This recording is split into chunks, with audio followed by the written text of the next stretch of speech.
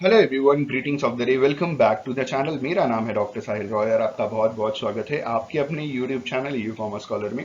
दोस्तों, BCom part one के examinations खत्म हो गए हैं। अब बारी है बीकॉम पार्ट टू की। आज हम बात करेंगे यूनिवर्सिटी ऑफ इलाहाबाद के department of commerce and business administration के बीकॉम पार्ट टू के सब्जेक्ट्स के बारे में कि कौन कौन से 6 सब्जेक्ट्स आपको तैयार करने हैं। ये 6 सब्जेक्ट्स कंपलसरी नेचर के हैं, कुछ भी ऑप्ट नहीं करना, कोई भी चॉइस नहीं है, कुछ भी इलेक्टिव नहीं है। जैसे बीकॉम पार्ट वन में आपने 6 सब्जेक्ट्स पढ़े थे, वैसे ही कंपलसरी नेचर के बीकॉम पार्ट टू में भी 6 सब्जेक्ट्स हैं, जिसमें 2 प्रैक्टिकल हैं और 4 थियोरटिकल सब्जेक्ट्स हैं। हम बात करेंगे कि कौन कौन से सब्जेक्ट्स हैं और एग्जामिनेशन का पैटर्न क्या है इस वीडियो लेक्चर में, कि आपको कैसे एग्जामिनेशन की तैयारी करनी है। दूसरी चीज ये है कि इन सारे सब्जेक्ट्स के ऊपर, ये 6 जो सब्जेक्ट्स हैं उन सब के ऊपर आपको एक सेपरेट वीडियो मिलेगा जिसमें आपको सबका सिलेबस मिलेगा, और साथ ही साथ हम आपको रिकमेंड करेंगे कि कौन सी किताब लें ताकि आप अच्छे से अच्छा मार्क्स आप सिक्योर कर सकें। ठीक है, ये बीकॉम पार्ट टू जो है यहाँ पे 3 ईयर डिग्री कोर्स का सेकेंड पार्ट है, और जो सिलेबस आपका रिवाइज हुआ है वो जुलाई 2019 से रिवाइज हुआ है। ठीक है, तो ये अपडेटेड सिलेबस है। पेपर का नाम है हमारा बीकॉम पार्ट टू, और जो सब्जेक्ट्स हैं वो सारे के सारे कंपलसरी नेचर के हैं। ग्रुप ए बी सी आपने पार्ट वन में पढ़ा था। ठीक है, हर ग्रुप में दो दो पेपर्स थे। अब हम पार्ट टू में ग्रुप डी, ग्रुप ई और ग्रुप एफ पढ़ेंगे। ठीक है, कंपलसरी पेपर्स हैं। पहला है आपका कॉस्ट अकाउंटिंग, ये प्रैक्टिकल सब्जेक्ट है। दूसरा आपका बिजनेस स्टैटिस्टिक्स, ये भी प्रैक्टिकल सब्जेक्ट है, और मैं आपकी जानकारी के लिए आज ही आपको बता दूं कि बिजनेस स्टैटिस्टिक्स में एक भी थियोरटिकल क्वेश्चन नहीं आता है, सारे के सारे प्रैक्टिकल्स आते हैं। तो अभी से अच्छे से प्रिपेयर कीजिए, इतना आसान नहीं होता बिजनेस स्टैटिस्टिक्स में मार्क्स सिक्योर करना। ठीक है, फिर ग्रुप ई में ऑडिटिंग है, ये थियोरटिकल पेपर है, थियोरी पेपर है। फिर कंपनी लॉ है, ये भी थियोरी पेपर है। ग्रुप एफ में फाइनेंशियल मैनेजमेंट थियोरी पेपर है, बिजनेस एनवायरनमेंट थियोरी पेपर है। हम ये 4 थियोरी पेपर अपने यूट्यूब चैनल पे कवर करेंगे।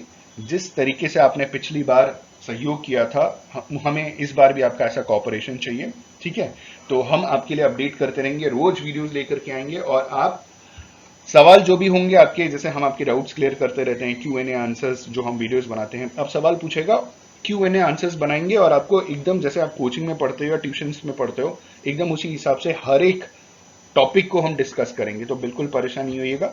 अभी से शुरुआत करेंगे तो फरवरी तक होपफुली हमारे ये चारों सब्जेक्ट्स कवर अप हो जाएंगे। ठीक है, आगे बढ़ते।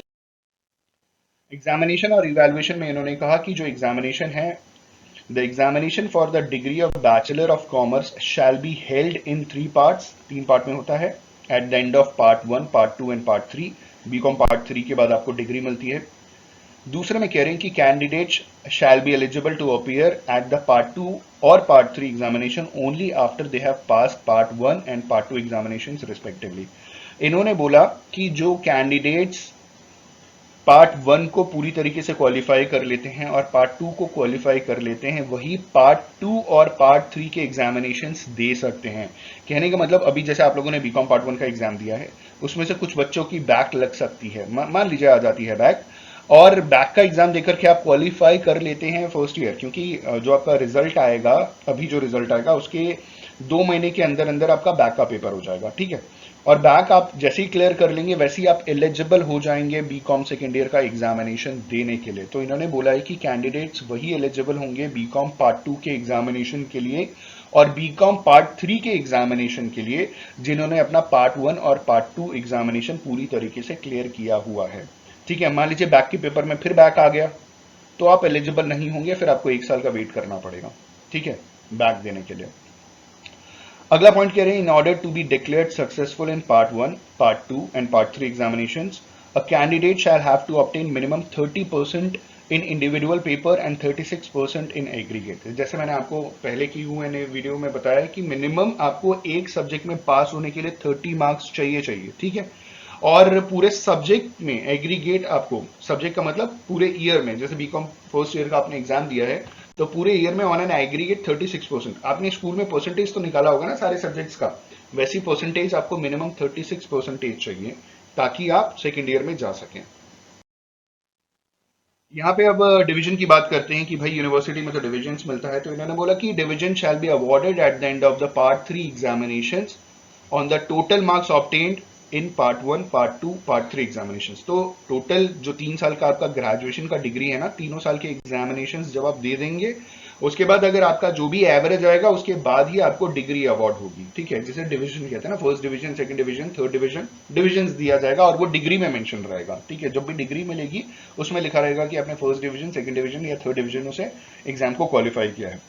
आगे कह रहे हैं कि कैंडिडेट्स जिनके 60% से ज्यादा एवरेज मार्क्स हैं, ठीक है, एग्रीगेट मार्क्स हैं या एवरेज मार्क्स आए हैं, वो फर्स्ट डिवीजन है।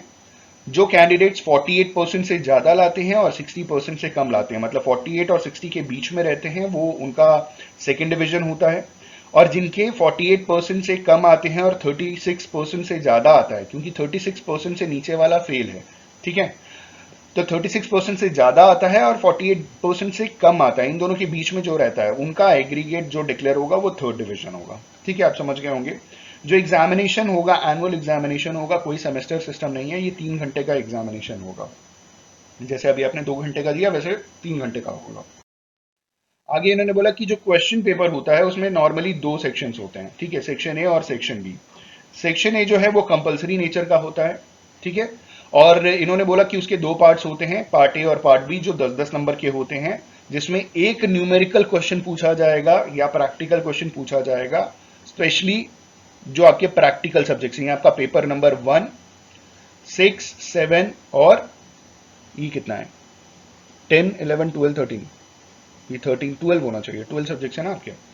तो ये जितने भी है, ये लास्ट वाला होता है शायद इनकम टैक्स या जीएसटी का पेपर होगा। ठीक, तो आपका पहला, आपने ऑलरेडी बीकॉम पार्ट 1 में अकाउंटेंसी का पेपर दे दिया। बीकॉम पार्ट 2 में जैसे मैंने आपको बताया है कि आपके 2 पेपर्स होंगे, पेपर नंबर 7 और पेपर नंबर 8। पेपर नंबर 7 आपका कॉस्ट अकाउंटिंग है, पेपर नंबर 8 आपका स्टैटिस्टिक्स है। ये दोनों प्रैक्टिकल नेचर का है। तो ये जितने भी प्रैक्टिकल नेचर के पेपर होंगे, अभी ऐसे समझिएगा कि जो आपका 100 मार्क्स का क्वेश्चन पेपर होगा वो 2 पार्ट में डिवाइडेड होगा, सेक्शन ए और सेक्शन बी।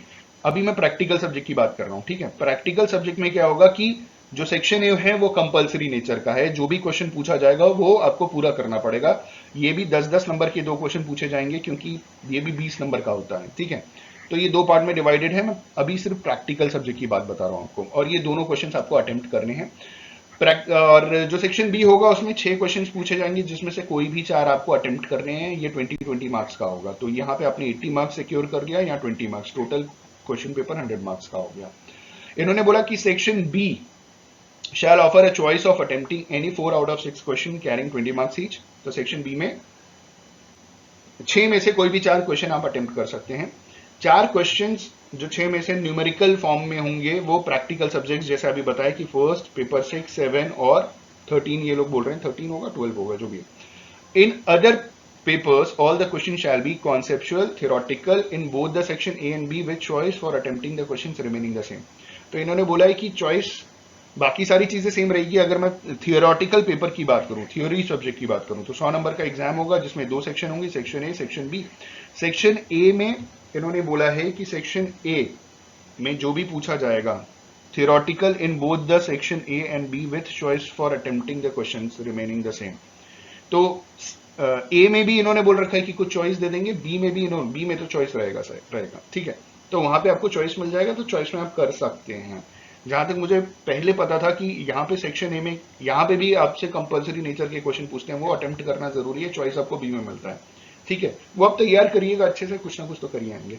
होपफुली आपको जानकारी मिल गई होगी कि कैसे डिवीजन मिलता है, कौन कौन से सब्जेक्ट्स हैं, कैसे तैयारी करनी है। अब आने वाले वीडियोज में हम बात कर लेंगे हर एक सब्जेक्ट के बारे में कि कौन कौन से चैप्टर्स हैं, उसमें क्या क्या प्रिपेयर करना है। उसके बाद बहुत जल्दी हम इंपॉर्टेंट क्वेश्चंस वाले भी सिलेबस के साथ साथ अपडेट करते जाएंगे, ताकि आपको दिक्कत ना हो।